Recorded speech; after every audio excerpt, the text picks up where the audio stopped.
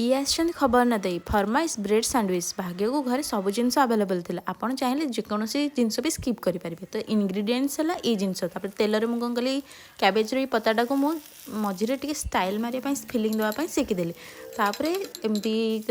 सब जिनस को तेल टे भलसे भाजीदेली गाजर टाक कलर भलसे आसला पूर्वर तापर बॉइल्ड आलूटा को एमती मसला देकी रेडी करदेली तापर टिके बटर लगे ब्रेड को दीपट साइड सेकिदेली सेकिला आम मियोनीज आउ टमाटो केचप ता ऊपर दे भलसे स्प्रेड करदेली तापर जो आलू आम फिलिंग्स बनई तार भलसे दे तापर जो कैबेज पत्ताटा को ता ऊपर रखिदेवा आउ सेटा कौन करवा तापर पैन रे आउ थे सेकिदेवा तापर ऊपरटा को भी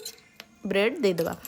तापर रेडी हो गला मोर 2 मिनट रे कौन सॉरी 1 मिनट रे ब्रेड सैंडविच आ सांगे सांगे पतिदेव आसी झटकिना नहीं खाईदेले